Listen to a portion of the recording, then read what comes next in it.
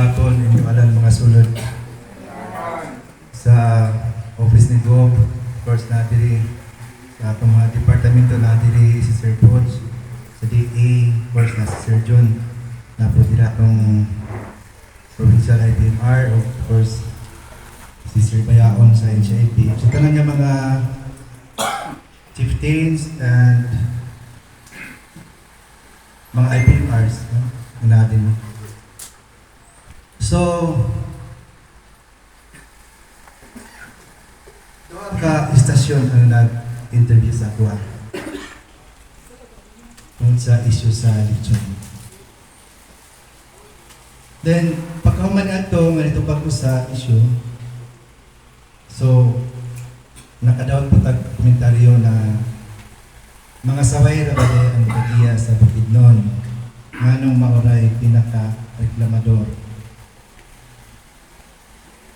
Ito nga, sa sunod nga tawag ng mga radio stations, akong libalibaran, hinala ko sila. Dili na kumutubag ang isyo sa radio. Para mawala ang isyo nga saway ra di ay ang kusog mo reklamo. So sa nakita na ako karon, dili dahil kay saway ra ang reklamo. Salamat sa inyo.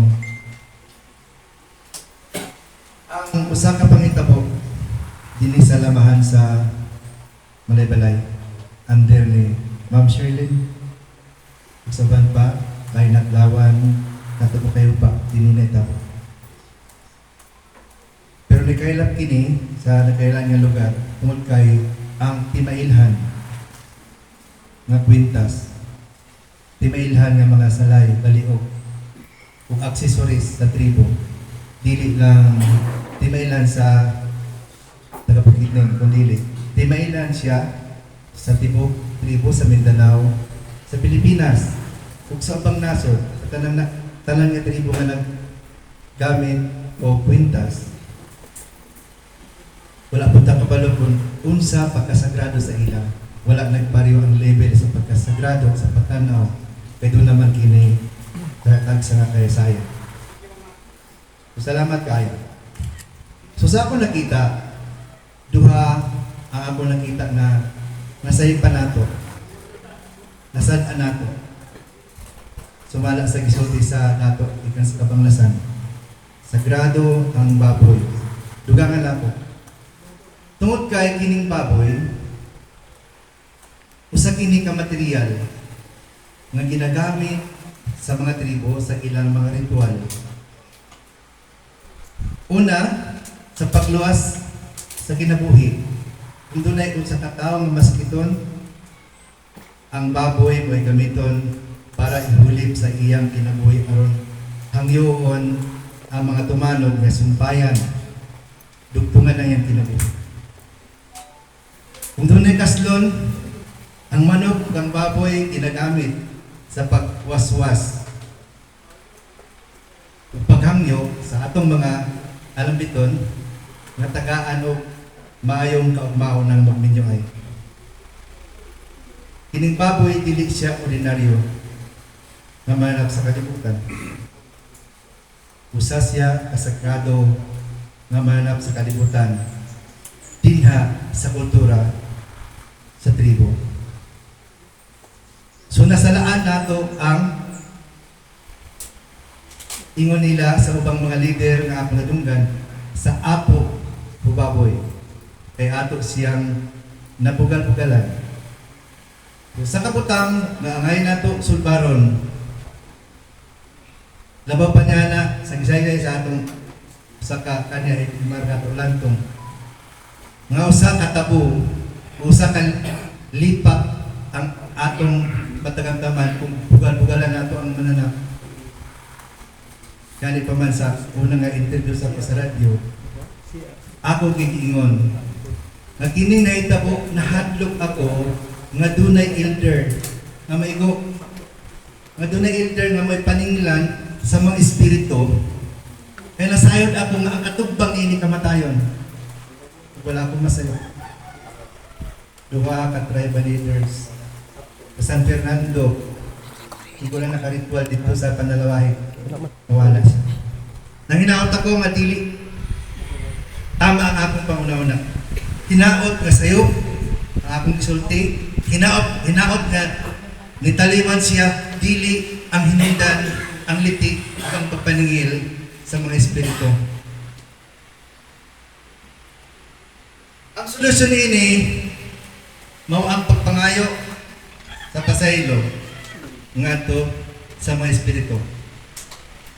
Ug ang mga baylan, mga dato sa Bukidnon, nasayod sila kung sa ang gantangan o timbangan o kusayan.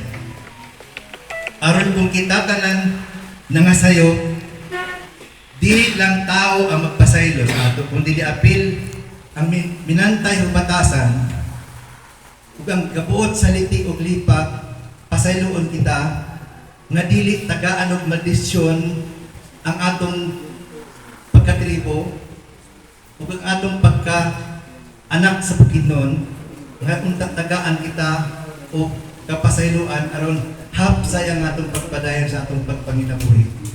Nasayod ka muna anak, mga dato mga bata. Kaduha nga atong nasaypan, ang kasing-kasing sa mga nasamdan.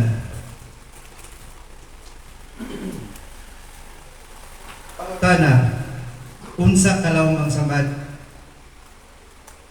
unsay tambal ana, paracetamol ba? May pinamig ba? Kung ibalik yapon ako na sa pagtanding ninyo sa unsa ang gitawag nato gantangan ug timbangan ng pagkahirusaan natong tanan. Ang pagpasaylo sumala sa Ginoo ni datot makayo pa ang atong balai ko man kay ang iyang pamangkulini na kami sa mga saway. Ang pagpasaylo tawhanon kung sa bato na to, sakto ba to?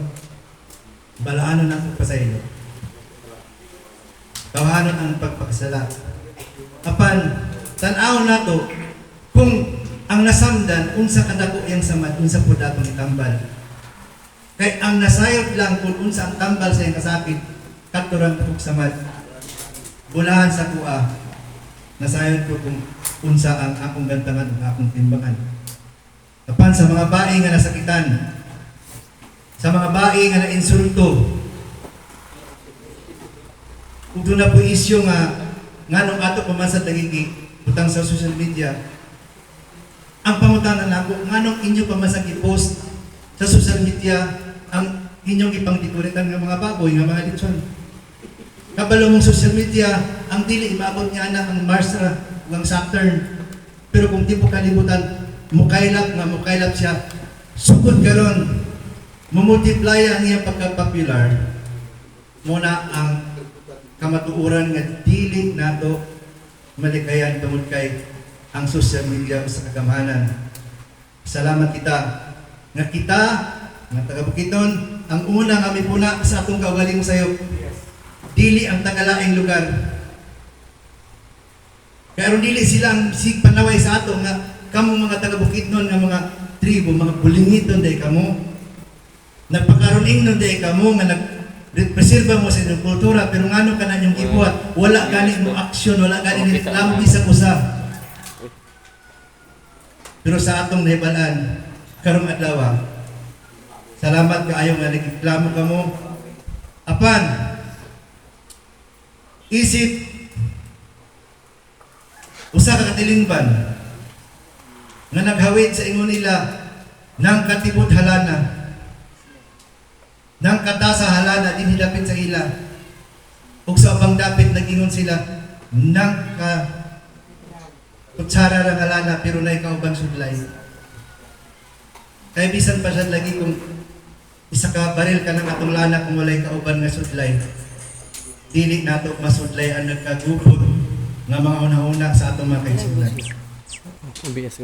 Kaning inyo lang parang pag-ani sa pagpaminaw sa lahin yung sayo, kung pagyugpo nyo sa inyong mga sayo, usa na ka na sa timailan na kamo sincero sa inyong pagpangagpasahin. Kaya sa batasan sa tribo, kung ang makasala, dawato niya nakasala siya, kapito, ipagamay, akawalo pa, kapito, ipagamay ang iyang sala. Sinuportaran sa iyang sincero nga pagyugpo, pangandoy nini mao man ang kalinaw ug malungtaron nga panagiusa.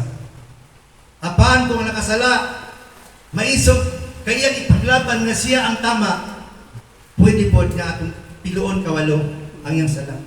Kung naguluhan og usa ka baboy, pwede himo na to 8 ka baboy. Kung naguluhan og isa ka kabaw, pwede himo itong 8 ka kabaw. So mga kaigsunan, yung mga lideres din sa atong hawanan karon, ana sa inyong timbangan, naa sa inyong gantangan. Tinuod nga dunay usa ka butang nga nabuak. Tinuod nga dunay usa ka kasing-kasing nga nasabdan. Di lang usa daghan, kitang tanan. Daghan ang nainsulto. Daghan ang nawadan ng ulo.